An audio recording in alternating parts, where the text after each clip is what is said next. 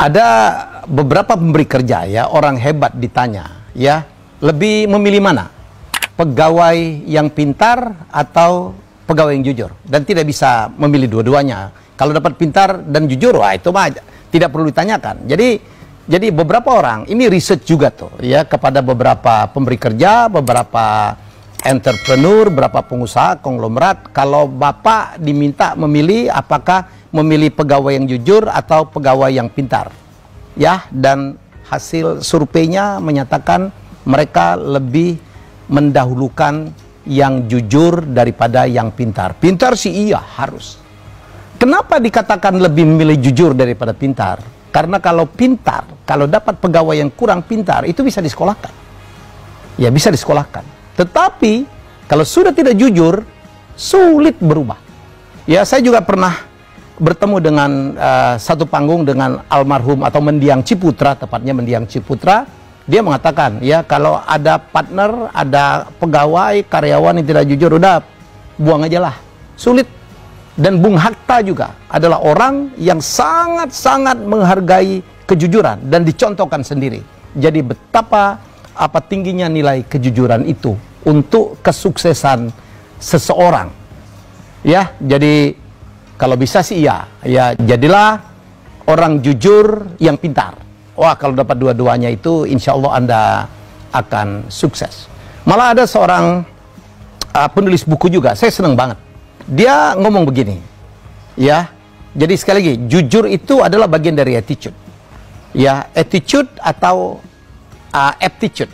Attitude itu adalah perilaku, termasuk jujur tadi, atau aptitude. Aptitude itu adalah kemampuan, skill. Ya, dia mengatakan begini dalam bahasa Inggris. It's not aptitude, but attitude that will determine your altitude. Keren banget tuh. Ada attitude, ada aptitude, ada altitude. Attitude itu adalah perilaku, karakter. Aptitude itu adalah skill kalian. Dan altitude itu prestasi, pencapaian. Dia katakan sekali lagi, saya ulang gini. It's not aptitude. Bukan keahlian. But attitude. Melainkan attitude. Perilaku, karakter. That will determine your altitude. Yang akan menentukan ketinggian Anda, pencapaian Anda. Jadi betapa pentingnya sebuah attitude. Ya, dalam penterjemahan sehari-hari. Untuk apa ya kita punya orang pintar tetapi karakternya yang tidak baik. Misalnya ya, tidak jujur, tidak optimis, ya, selalu menyalahkan orang lain. Ya, bukan seorang pekerja keras, ya, tidak menjadi leadership, ya, tidak memiliki leadership yang baik, ya, tidak mau disalahkan, mau menang sendiri, cepat putus asa, ya, bukan orang yang wah, ya, bersemangat untuk mengejar keberhasilan, ya, itu semuanya adalah attitude. Ya, saya tambahkan lagi, ada juga penyelidikan atau survei, bukan penyelidikan, ada lagi penelitian tepatnya dari Dale Carnegie yang bicara tentang faktor sukses. Penelitian itu mengatakan bahwa faktor sukses itu 15% ditentukan oleh technical skill. Technical skill itu skill ya, keahlian teknik lah. Jadi kalau Anda dokter, kemampuan Anda mengobati, menganalisa, menulis resep dan sebagainya. Kalau Anda seorang arsitek, adalah kemampuan Anda membuat desain ya, dan sebagainya. Kalau Anda seorang ahli hukum, kemampuan Anda untuk mencari pasal-pasal ya, memahami persoalan-persoalan perundang-undangan, itu semuanya adalah technical skill. Tapi sekali lagi, faktor sukses technical skill itu adalah hanya 15%. Sisanya 85% itu dipengaruhi oleh soft skill. Ya, kemampuan-kemampuan yang interpersonal. Termasuk itu salah satunya adalah kemampuan untuk empati. Empati itu bagaimana merasakan penderitaan orang lain, merasakan kegembiraan orang lain, menghargai pencapaian orang lain. Itu semuanya adalah empati yang lagi-lagi merupakan bagian dari karakter.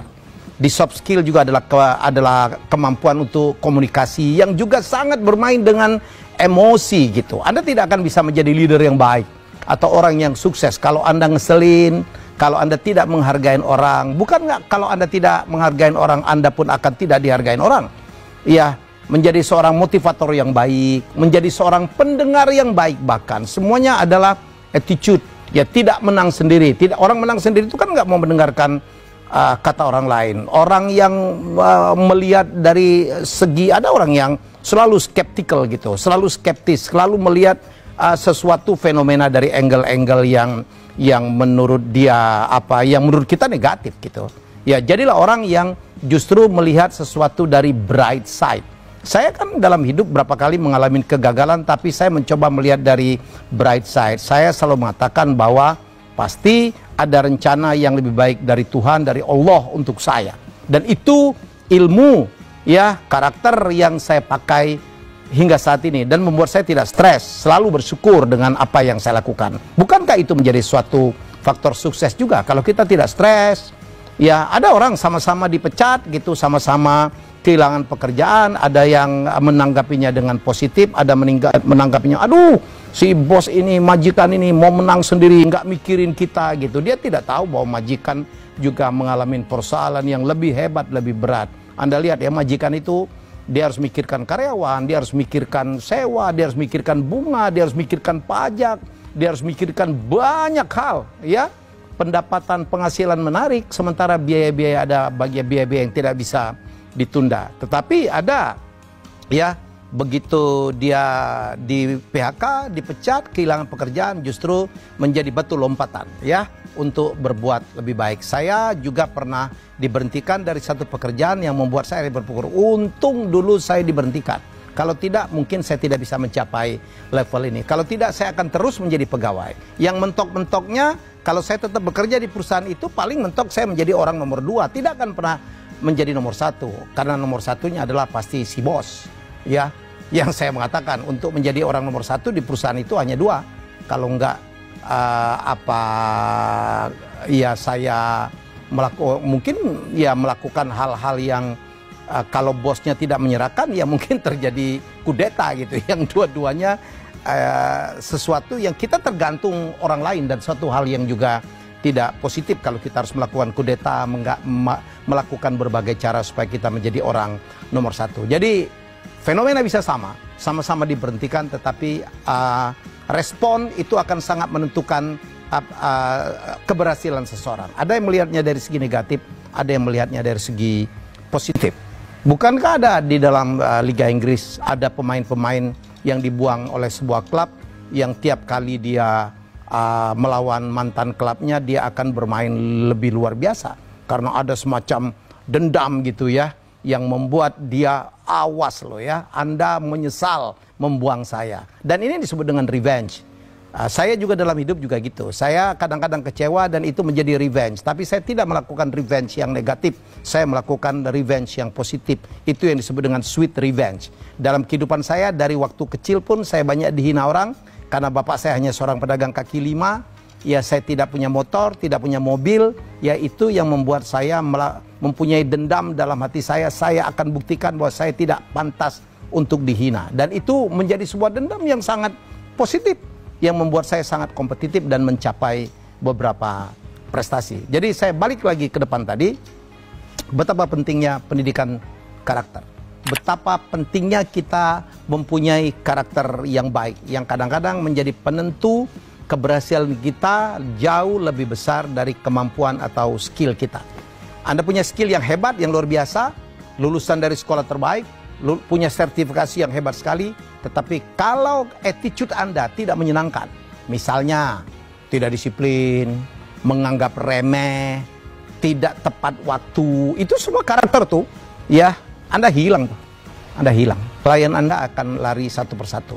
Nggak mau mengaku salah, ya, tidak ada jiwa untuk memberikan kepuasan yang terbaik kepada pelanggan. Selesai itu.